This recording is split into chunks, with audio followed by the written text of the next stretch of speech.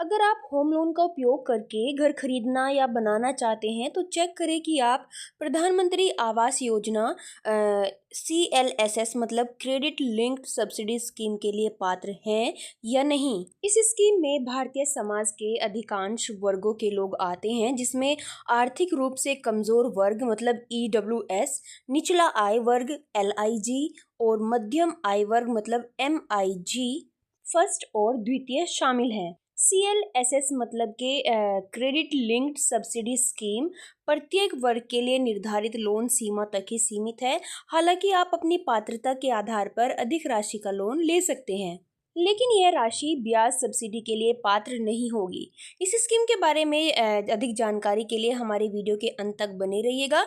So hello friends, मेरा नाम है निशु और आपका स्वागत है मेरे यूट्यूब चैनल पर। अगर आप मेरे चैनल पर नए हैं तो मेरे चैनल को सब्सक्राइब करना ना भूलें।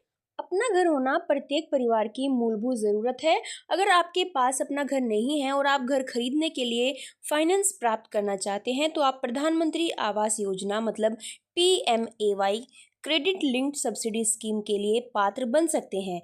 इस स्कीम में भारतीय समाज के अधिकांश वर्गों के लोग आते हैं, जिसमें आर्थिक रूप से कमजोर वर्ग मतलब EWS, निचला आय वर्ग मतलब LIG और मध्यम आय वर्ग MIG फर्स्ट और सेकंड शामिल हैं। आप शायद सोच रहे होंगे कि आखिर PMAY सब्सिडी है क्या। फ्रेंड्स, PMAY एक व्यापक स्कीम है जिसके तहत CLSS घर खरीदने को अधिक किफ़ायती बनाने के लिए होम लोन पर चुकाई जाने वाली ब्याज दर में सब्सिडी देती है। अब आप सभी के मन में ये क्वेश्चन आ रहा होगा कि प्रधानमंत्री आवास योजना के तहत CLSS के लिए कौन कौन एलिजिबल रहेगा। सबसे पहले तो आप और आपके परिवार के किसी सदस्य के पास भारत में कहीं भी कोई पक्का घर नहीं होना चाहिए। आपने या आपके परिवार के किसी भी सदस्य, पति पत्नी और अविवाहित बच्चे ने भारत सरकार के किसी भी सेंट्रल स्कीम या PMAY के किसी कंपोनेंट के तहत पहले कोई सहायता नहीं ली होनी चाहिए। आसान शब्दों में कहें तो अगर आपके परिवार के किसी भी सदस्य को प्रधानमंत्री आवास योजना का लाभ मिला हुआ है तो आपको यहाँ पर इस योजना का लाभ नहीं मिलेगा। प्रधानमंत्री आवास योजना के लिए कमाने वाला वयस्क सदस्य, चाहे उसकी वैवाहिक स्थिति जो भी हो, एक अलग परिवार की तरह माना जाएगा। फ्रेंड्स, विशेष शर्तों के तहत CLSS होम लोन पर भुगतान किए जाने वाले ब्याज पर सब्सिडी प्रदान करता है। फ्रेंड्स, CLSS के लाभ वर्ग के आधार पर अलग अलग होते हैं।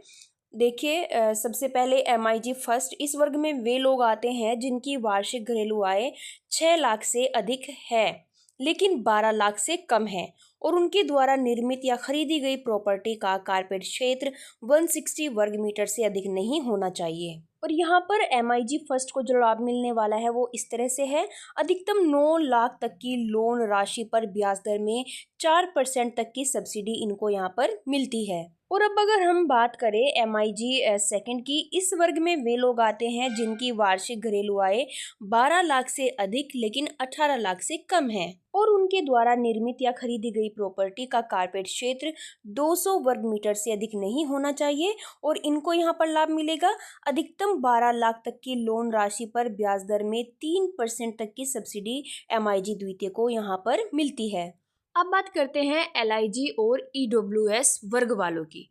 फ्रेंड्स, LIG और EWS वर्ग में वे लोग आते हैं जिनकी वार्षिक घरेलू आय 3 लाख से अधिक लेकिन 6 लाख से कम है। CLSS का लाभ लेने के लिए आपके द्वारा खरीदे या बनाए जा रहे घर का कारपेट क्षेत्र अधिकतम 60 वर्ग मीटर होना चाहिए। घर की मालिक या सहमालिक परिवार की कोई महिला सदस्य होनी चाहिए और इस वर्ग के लोगों को यहाँ पर लाभ मिलने वाला है। ब्याज दर में 6.5% तक की सब्सिडी मिलती है। ब्याज सब्सिडी 6 लाख रुपए तक की लोन राशि के लिए मान्य है। और आपको बता दें, यहाँ पर अवधि की सभी वर्गों के लिए ब्याज सब्सिडी 20 वर्ष तक की अवधि वाले होम लोन के लिए मान्य है। अब यहाँ पर बात करते हैं CLSS का प्रोसेस क्या है। फॉर एग्जाम्पल, मान ले कि आपने 20 वर्ष के लिए 9% की ब्याज दर पर 9 लाख का होम लोन लिया है। अगर आप MIG वर्ग मतलब MIG फर्स्ट वर्ग में आते हैं तो 4% की ब्याज सब्सिडी के कारण आपको केवल 5% की प्रभावी ब्याज दर का भुगतान करना होगा। आपके होम लोन पर कुल सब्सिडी 2,35,068 रुपये होगी। हालांकि आप अपनी पात्रता के आधार पर अधिक राशि का लोन ले सकते हैं, लेकिन CLSS के तहत ब्याज सब्सिडी हेतु MIG फर्स्ट वर्ग के लिए अधिकतम पात्र लोन राशि 9 लाख है। इसी तरह आप अधिक अवधि के लिए भी लोन ले सकते हैं, लेकिन सब्सिडी अधिकतम 20 वर्ष तक की अवधि के लिए ही मान्य होगी। फॉर एग्जाम्पल, अगर आप 30 वर्ष के लिए 10 लाख रुपए का लोन लेते हैं तो आपको 20 वर्ष के लिए 9 लाख पर ही सब्सिडी मिलेगी। शेष 1 लाख की राशि पर सामान्य लोन दर लागू होगी और आपको 20 वर्ष यानी बचे हुए 10 वर्ष के लिए की अवधि के बाद बकाया लोन राशि पर सामान्य ब्याज दर से भुगतान करना होगा। देखिए, अब अगर बात करें प्रधानमंत्री आवास योजना का लाभ लेने के लिए कौन कौन से डॉक्यूमेंट्स आपको चाहिए होंगे, तो हम आपको बता देते हैं। सबसे पहले आपको चाहिए होता है पहचान का प्रमाण, जिसके अंतर्गत आते हैं आपके सबसे पहले आपका Aadhaar card, PAN card, voter ID card, passport, driving licence. और अब अगर बात करें इसमें और आते हैं आपके पते का प्रमाण, उसके अंतर्गत आएंगे आपके वोटर ID कार्ड, पासपोर्ट और यूटिलिटी बिल जैसे बिजली बिल, पानी बिल एक्सेट्रा। नेक्स्ट आते हैं आपके आय का प्रमाण, उसमें आपका आ जाएगा आय प्रमाण पत्र, वेतन पर्ची और अन्य आय के दस्तावेज। और नेक्स्ट आपके लगेंगे संपत्ति का विवरण, जिसमें आपका आएगा आवंटन पत्र, संपत्ति समझौता, पोजेशन लेटर। और नेक्स्ट आपको यहाँ पर देना होगा अपने बैंक खाते का विवरण, जिसमें आएगा आपका बैंक खाता का पासबुक और बैंक स्टेटमेंट। और कुछ इंपॉर्टेंट पॉइंट्स ये हैं कि यह सुनिश्चित करें कि आपके पास आवश्यक जो आपके डॉक्यूमेंट्स हैं उनकी मूल प्रति और उनकी फोटोकॉपी दोनों हो आपके पास। कुछ मामलों में आपको अतिरिक्त डॉक्यूमेंट जैसे कि जाति प्रमाण पत्र, विकलांगता प्रमाण पत्र या भूमि स्वामित्व प्रमाण पत्र जमा करने की आवश्यकता हो सकती है। और आपको यहाँ पर आवेदन पत्र को पूरी तरह से और सटीक रूप से भरना होगा।